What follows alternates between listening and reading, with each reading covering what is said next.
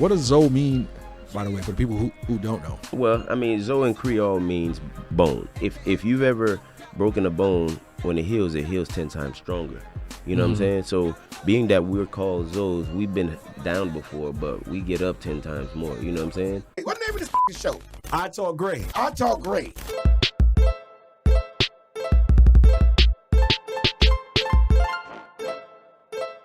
Are you ready to take your podcast to the next level? Whether you're a seasoned pro or just getting started, the AV Club is the perfect place to bring your vision to life. The space is designed for creators like you with high quality cameras, microphones to ensure your podcast sounds amazing every time. Plus, our environment makes it easy to focus and feel at home while you record.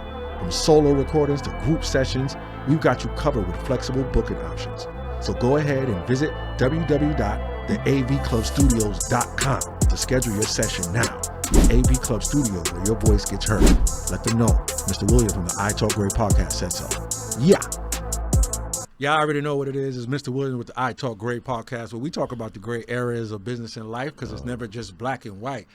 I got a heavy hitter in the building. Not a heavy legend. hitter. Yes, man. My guy, Black Dada. What's good? What's good? What's good, brother? Nothing much, man. Just living. Yeah, I see you, man. Yo, you do not age, man. I mean, hey, you gotta bless my genes for that. My mom and my old boy. I see. Yeah. Yo, bro, you know what? I had to get you on the show because I remember being at the studio. It was you and Remy. Y'all was recording in the bathroom. Oh, yeah. And when I heard it, I was like, this is a banger. Oh, man. You know. Did you know at that time, though? Nah, I didn't know. Well, technically, I didn't know, but if I was in tune with energy and how God operates, I should have known, because how it came to me was it was off the weirdest ways. Cause how'd that happen? So I knew a producer who needed a piece of equipment, and I knew this street dude who was a rapper that used to steal equipment, and they so happened needed each other. Yeah. But I was able to connect them, and upon connecting them, you know, the producer needed the equipment that cost like $700, and at the time he was like, you know what, I'm gonna just sell all this stuff for like, $50 a pop. Yeah. So you do the math. At 7, you got like 14 beats for that piece of equipment. So the rapper, out of all the 14 beats, he got 15 beats. But out of all the 15 beats, the Imma Zoe beat was the only one that he didn't choose. Wow. Okay, so did he say why? Honestly, he was going through all the beats and choosing the ones he liked, and he heard the Imma Zoe one, and he was like, I like it, but kept going like. But left, I'm like, you sure? This junk right here is dope. Why wouldn't you want to, get on it? It's like, nah, Dada, I'm good. I got 14 beats. I got enough, music to work on and stuff like that. If you want it, ask hey, producer, you mind if, whatever? The producer was so happy. It's like, nah, Dada, if you want it, you can keep it. The only one left behind. So you was able to get it royalty free? Everything. Because he was so happy at that time. Now, mind you, shout out to Amp House Production, or he called himself Mr. Marvelous, whatever. He was the producer on it. That's the one made the beat. Yeah. Okay. You know what I'm saying? But it was just one of those situations where, in the moment, he didn't, He didn't see it. He didn't see it. I didn't see it. And yeah. The whole but you saw something because you was like, yo. No, I mean, I saw something in the production. Okay. And I liked the beat. I was like, yo, out of all of these, I like this one over a lot of them.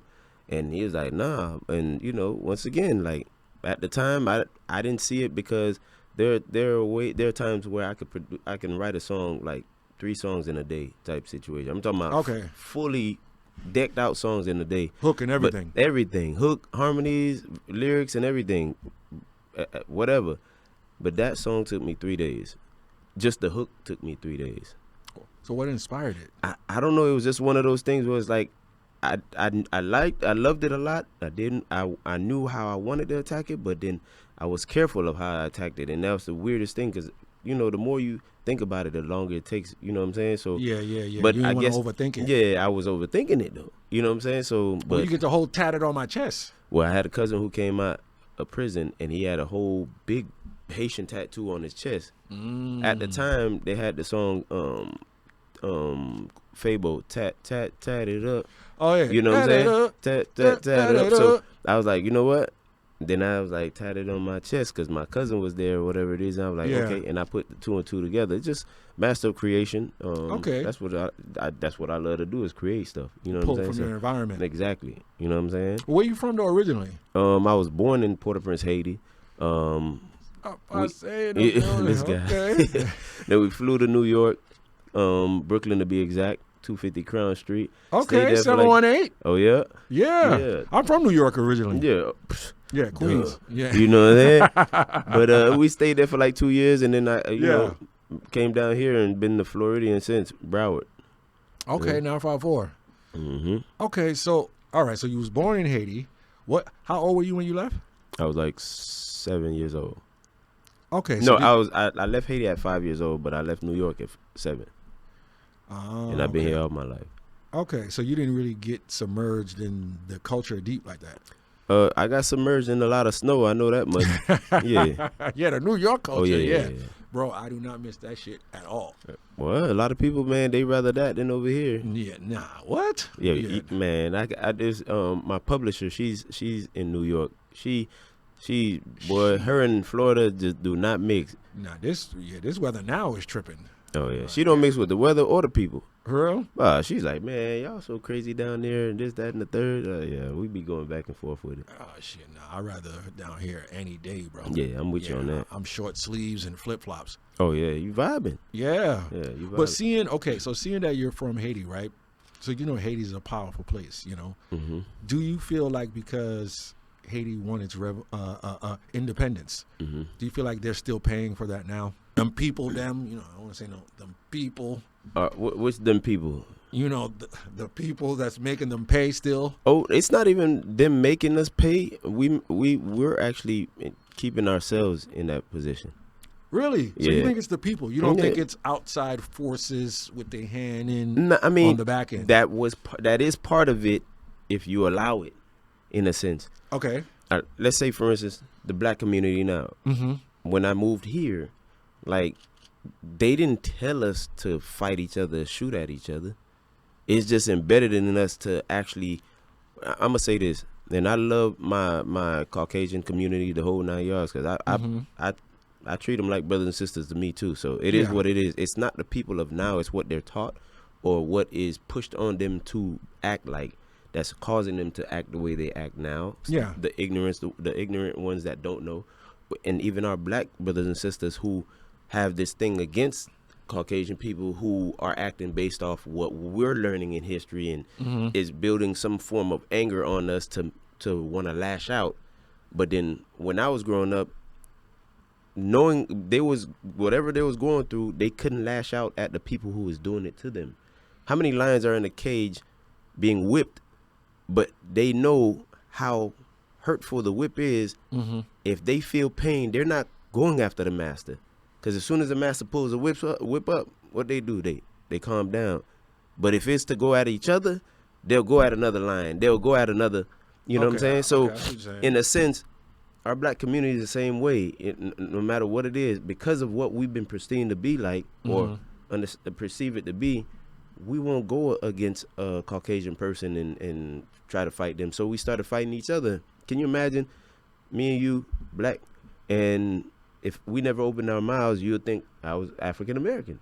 Yeah. You know what I'm saying? But as soon as no. I open my mouth and it sounds weird to you, you want to laugh and pick and want to fight the whole 9 yards. Yeah. And that's ignorant as crap. Like, no, you know what I'm saying? right. So, in a sense, because the seed has already been planted in us, the fear is already planted in us. Okay, we're going against each other and not realizing how to band up and get right. You know what I'm saying? So, okay, now I get what you're saying. So yeah, if history is correct, they did have implicate themselves in pushing the agenda because they put us in the mind state of that. Yes. But after that, it's cruise control now. They don't have to do that no more. They don't have to. We're doing it ourselves. Yeah, you know what I'm saying? If what they stop niggas from reading. Exactly. Yeah. You know what I'm saying? So. No, you're right, bro. And I'm not even gonna front. Back in New York, Haitians had it hard.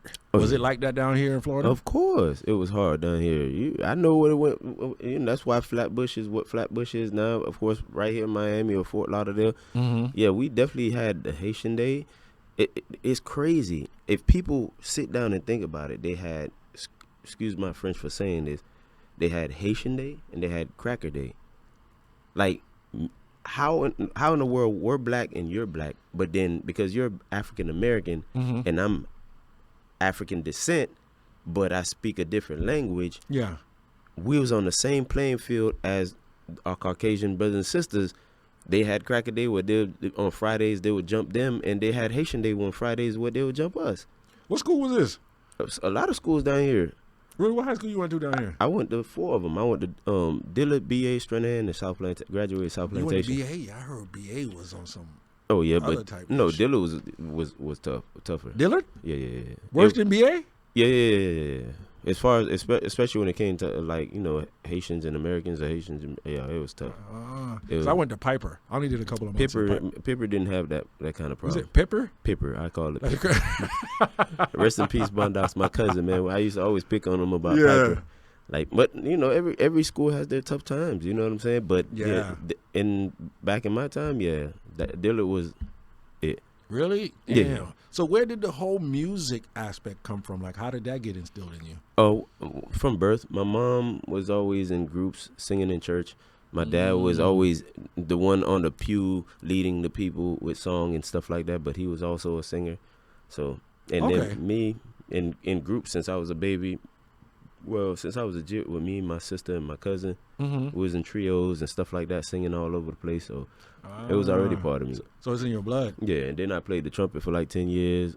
I Really? learned the classical piano. Yeah. I took opera in college, the whole night. Okay, so all right. So this is new, right?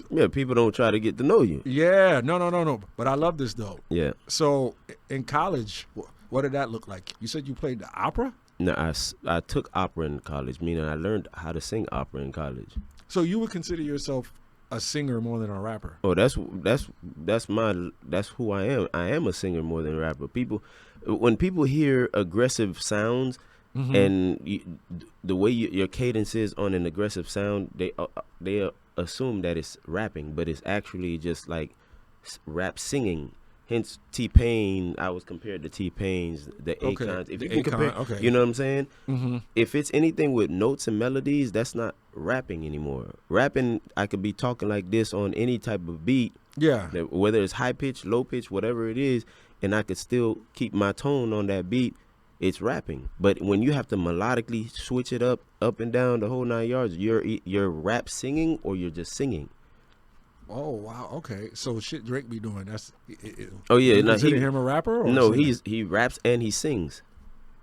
Right now, but right? Yeah. If you didn't know it was Drake and you heard somebody singing, it would be like a monotone song. You know what I'm saying? But then once he starts rapping, you know when he's rapping. You know what I'm saying? So he's rapper and a singer. Okay, shit, you taking us to school today? Yeah, people don't. I mean, sometimes we don't sit to think. Like, and just, yeah. He's rapping right now. Okay. Oh, Drake can sing too. We don't look at it like that. We just look at he's titled Drake the Rapper. You know what I'm saying? Yeah, because you be thinking, okay, it's auto-tune, or they be adding on the reverb. Well, if that's the right term. No, reverb is the tone in the room. You know what I'm saying?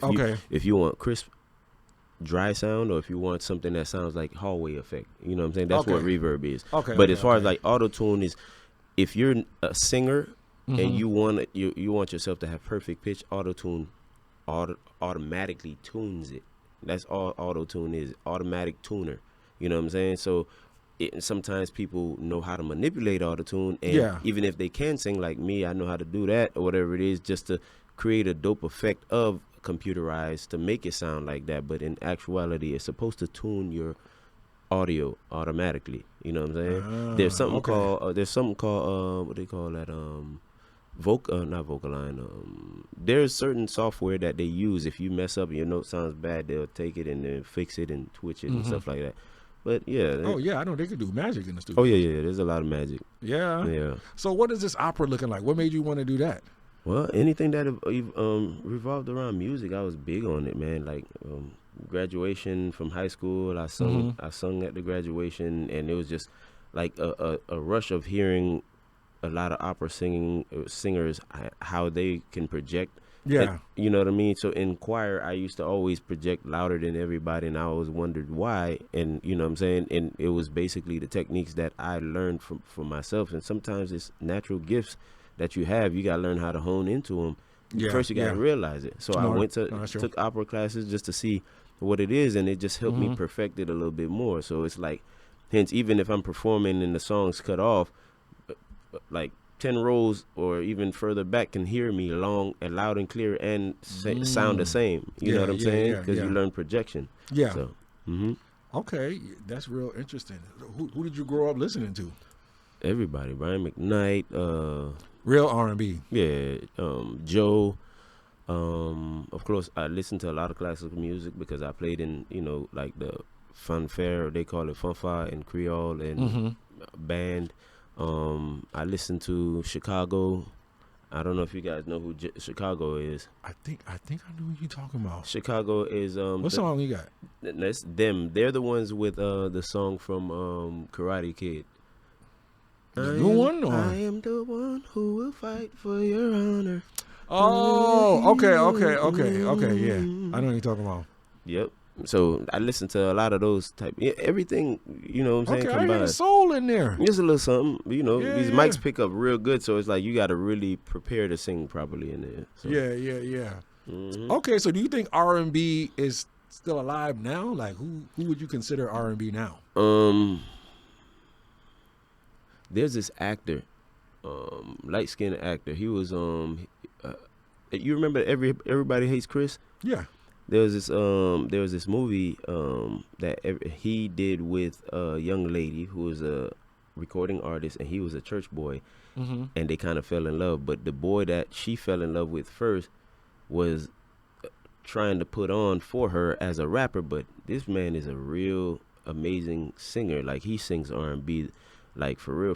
So he's really? What's his name? What's his name? He's a mixture of like Chris Brown, Jodeci, mixed with Trey Songz. Like, he's dope. You know what I'm saying? And I didn't like him on the movie. Yeah. But and he, you know how light-skinned guys are, man. They're a little arrogant. So I was like, man, but he's really talented. And I'm like, man, this dude is really R&B, like the R&B, the way R&B used to sound. You know what I'm saying? Like, all of that. You know what I'm saying? So.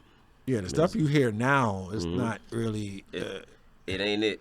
Yeah, it's more industry plant type ish. Yep. You know what I'm saying? So you had a record deal, or were you independent? I had a whole record deal. I was independent in the beginning, and then I got a record deal with SBR, and then from SBR we got a major deal with Universal Republic. Okay, so how did that whole thing look? Did you get Diddy'd or did? Nah, Diddy. I've been to a Diddy party, but never. That really. was a question that I was gonna ask you. Yeah, but didn't stay long enough to experience none of that. Yeah. But reading contract is one, but honestly, it's one of those things where I saw an opportunity with somebody who had enough machine money to push, and I was going to be the only artist in a sense. And so it makes a lot of sense for me to actually be that. Okay. So that's the only reason why I jumped in the situation. And, just because it the more focus on you, the better it is that you can, do what you need to do. So that's what I decided on. You know what I'm saying? No, of course. So what was that? Did you get an advance, or what was that check looking like? I mean, you get an advance, depending on your situation. It was okay. It wasn't nothing too major. I was fresh. Investing in artists is always like shaky grounds because you don't know. You know what I'm saying? You just have to believe, and you have to have a number out there as to what you're willing to put in. Okay. You know what I'm saying? So it was okay, and then it grew to be more. But like I said, that was it.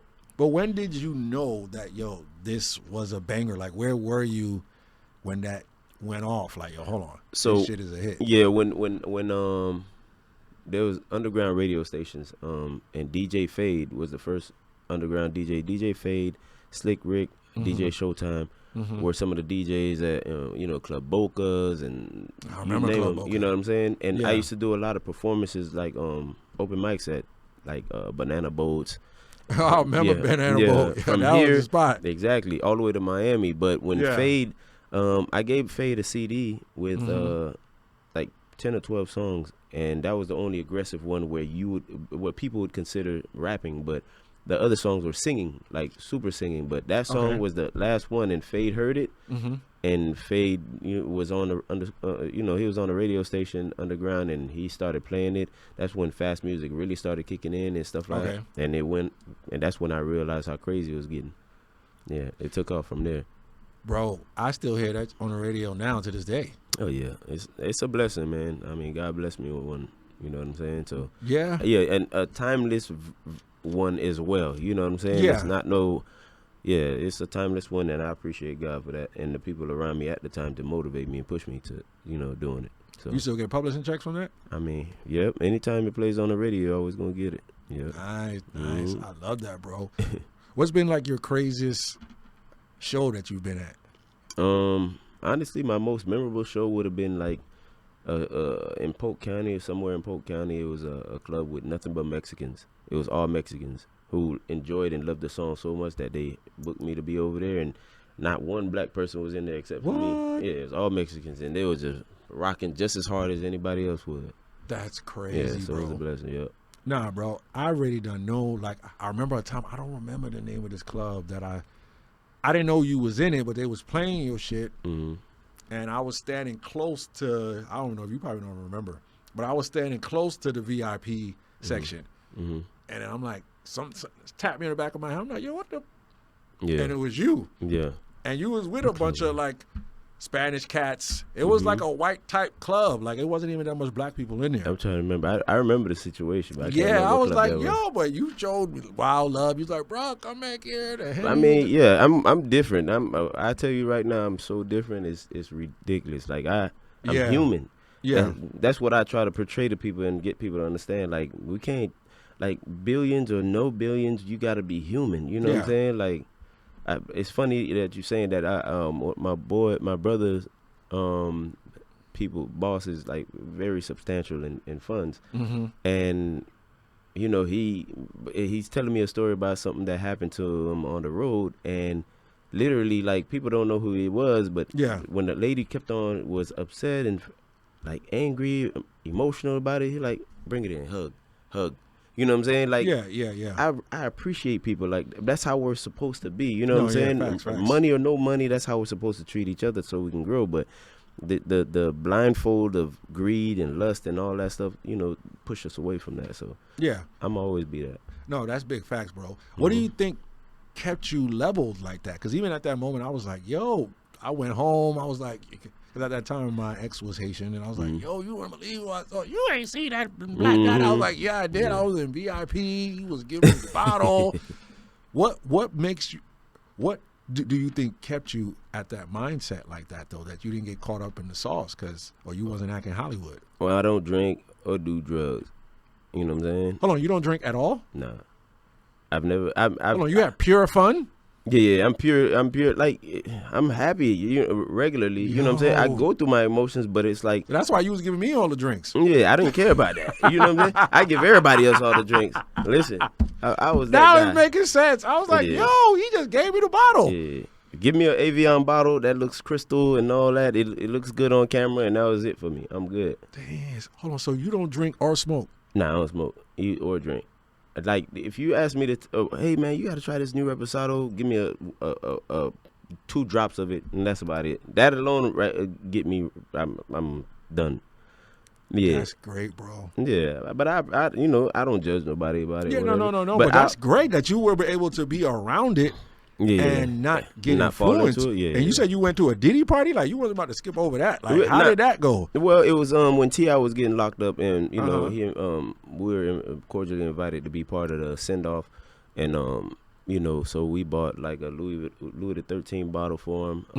What was it, South Beach? Yeah, on Diddy's at Star Island. Star Island. Okay. And we just, popped the bottle. Everybody took a toast, and that was basically it. You know what I'm saying? So technically, just for the sake of celebration or whatever it is, I'll do a shot or something like that. But trust me, it's not something that I probably do a shot once a year or once every 2-3 years or something like that. So that was one of those occasions, a Louis XIII, very expensive bottle. Oh, yeah. Why wouldn't you want to see what it tastes like or whatever it is? But that's about it. And then, when the street lights came on, I took my ass home.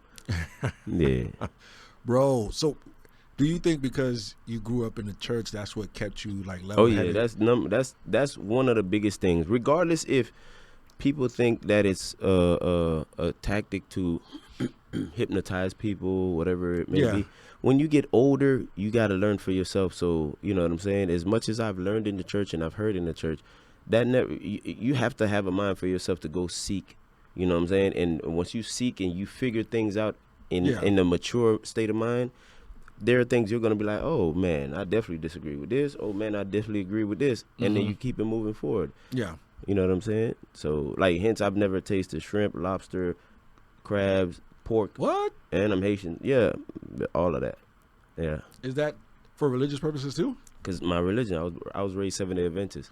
Oh. You know what I'm saying? So, man, you never had no bang bang shrimp? Nah, none of that stuff. What? Bro. I'm okay with chicken. I'm okay with salmon. I'm okay with snapper. Wild caught though? The wild caught is best for everybody. You know what I'm saying? All this extra stuff, tilapia, boo, it's not good. You already know. Yeah. Bro, I'm not even gonna front because I used to rap back in the day too. Yeah. And when I went to the BET Awards, the weekend, out there in LA, at that moment, I knew I was like, if I would have made it in rap, I would probably have been acting up. It was a reason why I didn't go. Yeah, because I was out in the BET acting a fool. Oh, I mean, yeah. You seeing a lot of pretty ladies. You seeing a lot of, fun. So that's why I was like, I had to ask you, like, how did you, but, you came from a solid, like, foundation. So you didn't get caught up on anything like that. So you didn't fly nobody out. You didn't flew nobody out. Nah, I'm no bull. I probably experienced the whole groupie situation probably like twice in my whole career. But I really I can't say I didn't enjoy the people at the time, the young ladies at the time, but but in a sense I didn't enjoy the situation. You know what I'm saying? Because I got two sisters, so it's like, you know what I'm saying? Like, I'm very conscious when it comes to certain things or whatever it is. If I can't remember your name or remember a dope conversation or something that intrigued me about you, why am I even dealing with you? You know what I'm saying? So once I experienced those two things, I just, like, you know what? I'm not doing that ever again. Yeah, so I'm not one of those. I love that, man. Yeah. I love that because it shows that, you're level-headed. Yeah, I try to be. I'm not perfect now. No, well, no. You know, we're all human. So, like, what's your thoughts on Snoop Dogg and Nelly, like, rapping at the inauguration? How can I say this, man? There's opportunity for a lot of things. You know what I'm saying?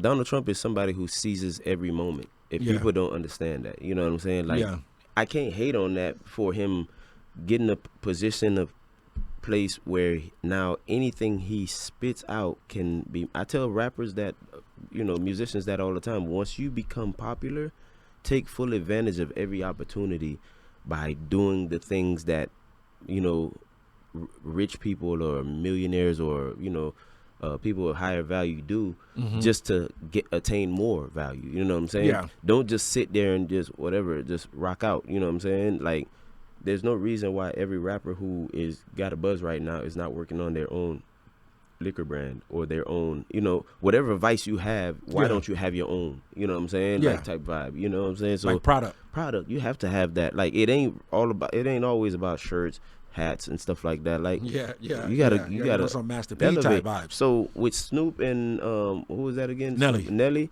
being on there, it's one of those things where it's like it's an opportunity, and if I do this for him, I can make a call and get this next time I need this, that, and the third. Like, it building our relationship. It's networking. You know what I'm saying? Yeah. But in our own culture, we're gonna feel like, man, that's some bull crap. Why they say he sold out because Snoop was saying nigga, and it was like, oh, how could you do that? And then he had a clip prior where he was talking trash about artists that would perform for Trump originally when he ran. But that's what I'm saying. Like it's like everybody has a price, I think. And me, Yeah. I'm one of those type of people that try to limit the amount of people trying to have a price that they can reach me at. You know what I'm saying? Yeah. So if like I'm not gonna degrade knowing what I'm saying about somebody.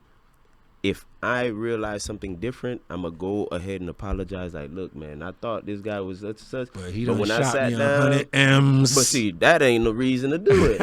I sat down with the guy for real, and I realized he's not a bad guy, this and that. We had this conversation, but nobody's real anymore. Like, if pastors actually were honest about who they are, the people would not be leaving and going to other churches. People are in search of familiarity, you know what I'm saying, something that makes them feel, but then you might be preaching it and then you say something or you act a certain type of way to them, they leave or whatever it is. But I'd rather be authentic where it's like, this is what you get. Like, if you're gonna stay, you're gonna stay for real, you know what I'm saying? If you're not, you're gonna leave. So with Trump, I respect who he is because in a sense, he's authentic with who he is. You know what I'm saying? Okay, you know what it is. But that doesn't mean I condone his ways or actions or whatever it may be. But with Snoop and them, like, going on there, like, it's ignorant if you're saying nigga and in front of the songs. Like, what are you saying in your mind? Like, yeah, I'm able to talk shit in front of these, you know, Caucasian people and blah, blah, blah. It just makes you look like, how can I say this? You remember Monkeys who used to perform for the people, like you shoot them a couple of peanuts and they'll perform and do. Oh yeah, and so, that's the skit. That's what he was saying on his skit. He was like, oh, "Which one of you gonna be like, yes, massa?" And and now everybody's like, "Yo, you put this out, and now you're doing it." But then, like you said, everybody has a price. Yeah, you know what I'm saying. So, what would your price look like if Trump hit you? Honestly, it's to be real as possible. If he hit me, it's like, listen, I wouldn't. How can I say this? We love the zoes. Yeah, nah. And then why did you say we're a shithole if you've never been there to live there and your grandfather used to live there? Oh shit, really? Oh, you didn't know that? Or his dad, his dad, I think, used to live there. Used to live in Haiti? Live in Haiti. Wow. Okay, so yeah. In a sense, respectfully, why would you consider us a shithole? Your father lived there for so long. Like, you probably even been there, like, as a young kid and probably enjoyed yourself. Yeah. Why would you, you know what I'm saying? But you have to understand, like I was telling my homeboy, you have to understand people's characteristic ways. You know what I'm saying? Mm-hmm. Like, he seizes a lot of opportunities. There's never you say I talk great. There's never a real gray area he's Mr. King of Gray because he'll never say if he's racist or not. Yeah. But there's certain things that, you know, if I step on your foot and I acknowledge and you're like, "Ow, you stepped on my foot," I'm like, that's like you're thinking that he's saying sorry, but he's not really saying sorry. You know what I'm saying? So in a sense, that's why, like, you have to be able to assess the person that is in front of you. You know what I'm saying? So if he did, I'd ask him questions like, you know, and just have a good conversation with him. You know what I'm saying? Regarding Ohio, like, but also you got to be smart enough to understand, like, listen. So you're gonna ask him questions before you get the bag? Yeah, I'd ask. No, I'd actually respectfully decline if he's not respectfully willing to learn more about. Okay. Me and my truths and the whole 9 yards. Like the same way that there's a price for me, there's a price for you to gain me as well. You know what I'm saying? No, like, respectfully. You know what I'm saying? Facts. So that's all that is. You know what I'm saying? So no, big facts. No, I like that you said that, you know, he's authentically himself. Mm-hmm. It's kind of like when I tell people, who do you think was worse, Pumbaa and Timon or Scar? Oh, yeah. To me, Pumbaa and Timon was worse. Yeah? Yeah. Why is that? Why? Because they made him forget who he was. You know, Hakuna Matata. That means no worries. Yeah, you know, they made him forget he was a lion. Yeah. So remember when Pumbaa said, "Oh, he's a lion," and then Timon said, well, "He's gonna be our lion." Scar was direct. He was straightforward. So you knew what you were gonna get with him. So there was no sugarcoating. Hey, I'm coming for the throne. I killed your pops. What's up? And hence the reason why I try to tell people to understand people's characteristic traits. Yes. You know what I'm saying? Big facts. Can you imagine if Trump has brothers and sisters? Pushing against Trump probably caused him to be who he is. but pushing against Trump's brother, who had probably a different like characteristic way, like trait of like reserve, the whole 9 yards, probably would have never achieved what Trump has achieved, because you never really attacked that mechanism that's in Trump compared to other people. So Scar versus Simba is two different characteristic traits, you know what I'm saying? So and then depending on what people go through, upbringing, like foundation really lets you know why a tree bends to the left, why it stands straight up. You know what I'm saying? You got to learn the foundation. That comes in everything, business, relationships, the whole 9 yards. Yeah. Study the foundation. Take the time to, but we don't take the time to do stuff like that. Hence the reason why we're confused. So I tell my homeboy, I'm like, listen, I agree with certain things, but then pay attention to his characteristic ways. Why is it that he, as soon as there's an opportunity to say he did it, he's willing to jump on it? It's because he loves popularity, he loves to be big, you know what I'm saying? So you have I respect. He's definitely media trained. Oh yeah. Well, I mean, he trains his own stuff, you know what I'm saying? Yeah. If you ever look at the story of Trump, when him and his dad had a hotel, there was a situation with some of the workers at the hotel that were suing his father, or whatever it is. They didn't know what to do, but then Trump went to a very high society type party where he met this big Jewish lawyer. The big and this Jewish lawyer never loses, and taught Trump how to be who he is today. And people don't understand that. Like, even if you're wrong, find a reason to stay confident and push back on them and make them feel like, once you keep attacking as if like what you're saying is correct, the person to start believing, like, or start like, damn, okay, he might have more firepower than me, because he's saying, like, he's the type of he's been trained to understand that power aspect. Just like if women knew how much power they wield, they wouldn't be disappointed so much if they chose to use their power wisely, you know what I'm saying? And I'm being respectful. It's like, it's just knowing what you're capable of. And somebody snapped it into Trump, and he realized it at an early age. There has never been, he's had disappointments, he's had downfalls, but nothing that he couldn't come out of because of the seeds he planted in from learning whatever he learned from the Jewish dude. Yeah, he learned a lot, and he took advantage and mastered it. Oh, yeah.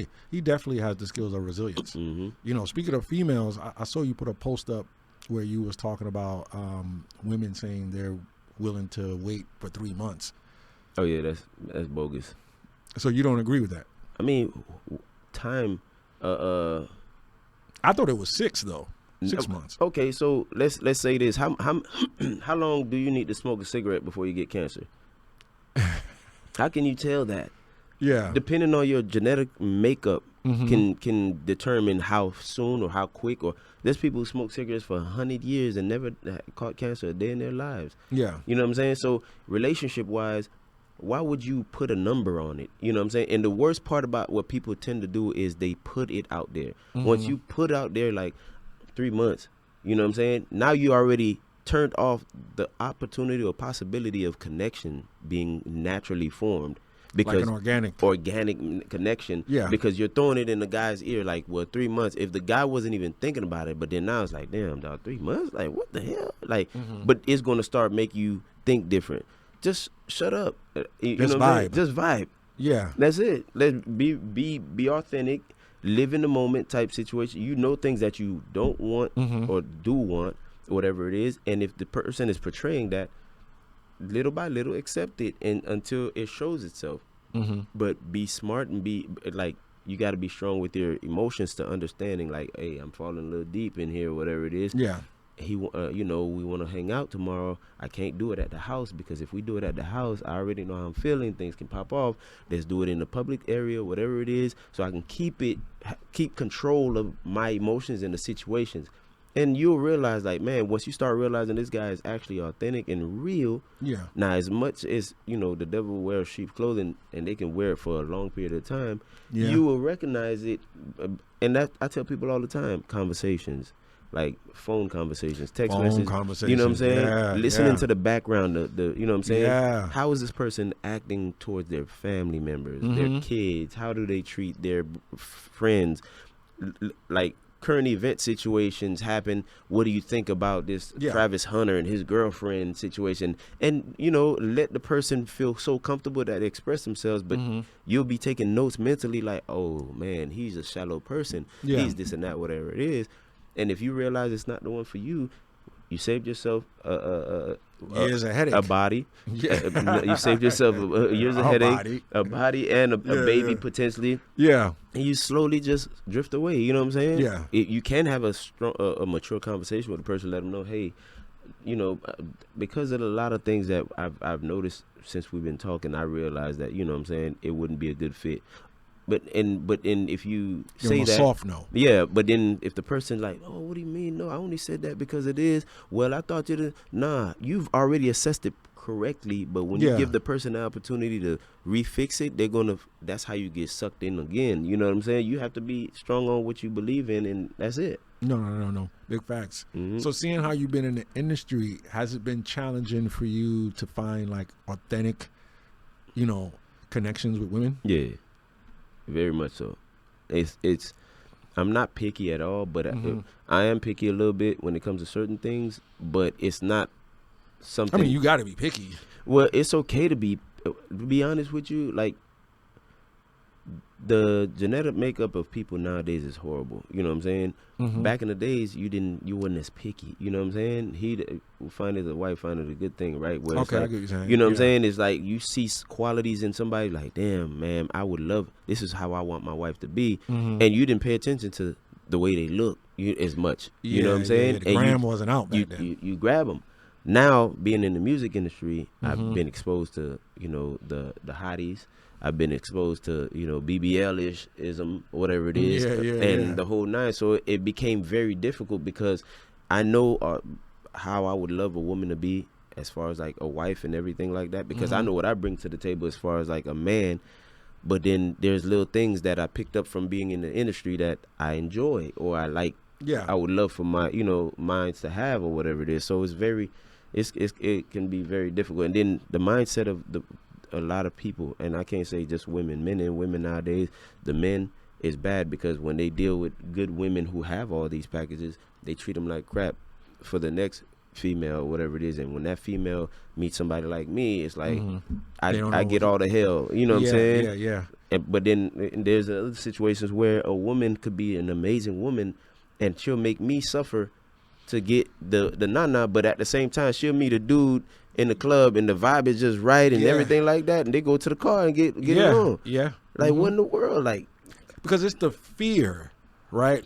Because I've experienced that as well. If you've experienced a certain caliber of an individual and then now you actually find somebody that has somewhat of some type of substance, your mind psychologically now says, okay, I'm not deserving of this. So it naturally goes into default mode of what it's, you know, think that it should be, which is, you know, the freak off, or hey, I just met him in the club, it's a vibe, and we're gonna go ahead and let him slide. Yeah, the good guy who's, you know, hey, hitting you up, grand rising or whatever, however you greeted, you know, you're being respectable. Like, oh nah, this ain't real. I thought you was Black Dada. Like, I thought you was gonna Tatted on my chest. Yeah, you see what I'm saying? And you like, nah, let's go to church on Sunday. Yeah, what?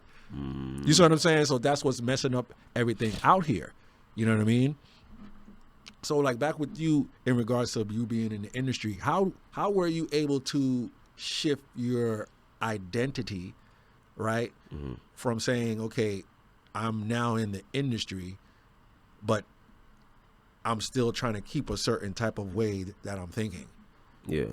Well, I made a couple of mistakes when it came down to some of my close friends. But it's, how can I say this? I take ownership of changing, but when I say changing, it was just it was shifting because you go from nobody to somebody. You know what I'm saying? Now when you get on that level of somebody, you have to solidify that level because you could easily fall off because every day somebody's coming up. You know what I'm saying? Yeah. So I feel it. Well, now knowing I've neglected some of my friends or some of my close friends' partnerships or whatever it is because of not seeing that I was not holding on to them tight enough or whatever it is. But in a sense, there should be a form of reciprocation of understanding that, you know, they don't know what it is like up here. Like, but I tried my best, But it's like when you're dealing with trying to solidify things, you're dealing with so many different types of emotions with different people. It can cloud you, or can cause you to forget certain things. Yeah. Because a lot of people feel like you forget them if you don't reach out. But then now the people that you start hanging around with every day become the circle that you hang around with. You know what I'm saying? So their new norm. You know what I'm saying? Yeah. So it's not that I forget them or forgot everything that we was thinking about or talking about, potentially doing, but it just happens like that because now there's new higher heights. And in order to do that, I have to do this, that, and a third, keep up with myself, this and that, keep up with an image. It was a lot of things, but I thank God for keeping me at bay as much as I can. And even a lot of these friends now, we're still brothers and sisters, and we're good, and it's all love because I don't know how to be anything different. You know what I'm saying? Even the ones who are mad at me or hated on me, it is what it is. You know what I'm saying? We'll have a conversation one day, and I'll open up and let you know what it is. You know what I'm saying? Yeah. When you want to ask. I'm not the type to sit there and just throw you under the dirt like you did me type stuff. Yeah. But to be honest, bro, not everybody can make the climb. You know, because when you go to new levels, it's a mindset shift. Yeah. And if you have not yet went to that level with me, then it's only so much that I could really do. You know what I'm saying? So if you're moving up, like, bro, like, you got the feature with Birdman and Ross. Like, you're on another level now. Yeah. You know what I'm saying? So how did that even happen? How'd you get them on the feature? And it was just this, I guess the song did itself. You know what I'm saying? And there was love, I feel a true love for the actual song where we, I don't know what happened in the back office, but it seemed as if like it was authentically for free. Like, hey, my kids are rocking with this song and the whole 9 yards. We want to jump on it. I'm like, man, yeah. So hence me and Ross did like 3 or 4 songs together. Birdman was appreciative of who I was as an artist and decided he wanted to be part of the Miami. It was the Miami culture, like, you know what I'm saying, of Haitians being bigged up and like this is season of the Zoe, season of, you know what I'm saying? So it's like they wanted to be part of it. Of course, there's motives. You know what I'm saying? Yeah. But it is what it is. I salute them for showing love and being part of it, and they jumped on. There was a lot of other people who wanted to be on the remix as well. Yeah. It's but fortunately they jumped on it, and it's a blessing having these high caliber artists to actually jump on it. So. Oh yeah, no, that was love. Yeah. What does Zoe mean, by the way, for the people who don't know? Well, I mean, Zoe in Creole means bone. You know what I'm saying? Okay. But my interpretation was, like if you've ever broken a bone, when it heals 10 times stronger. You know what I'm saying? So being that we're called Zoes, we've been down before, but we get up 10 times more. You know what I'm saying? So hence the reason why I made it general for the masses in South Florida or in Florida period, because it's a melting pot down here. Yeah, where big facts. Cubans go through the same stuff we go through, but probably not as much no more because they're so politically this, that, or whatever it is. Yeah. Bahamians, Jamaicans, you name it, from anywhere, anybody outside the country coming into the U.S., I felt was a Zoe because of how hard they went through the same struggles we went through. Sugar water, the whole 9 yards. Sugar water, eating, 10, 20 cousins living in the same room type situation. So that's why I came up with the name. Of course, people came down the line and created their own version of what Zoe is and stuff like that, but it is what it is. You know what I'm saying? To each his own. Nah, big facts. Brother, this was so good, man. The fact that you came out here, you dropped some sauce. I learned a lot about you today. Yeah. Let everybody know where they can find you at. I mean, go on all my social media platforms at the Black Dada, on every platform. Of course, I got some things coming up called Evo. Y'all got to stay tuned. Remember that word Evo. I'm a firm believer of evolution. So let's cut down the revolution and start the evolving. You know what I'm saying? Especially for Haiti. So one love. I love that, brother. Yeah. You already know what it is. It's Mr. Williams with the I Talk Great podcast, and we out of here. Yeah.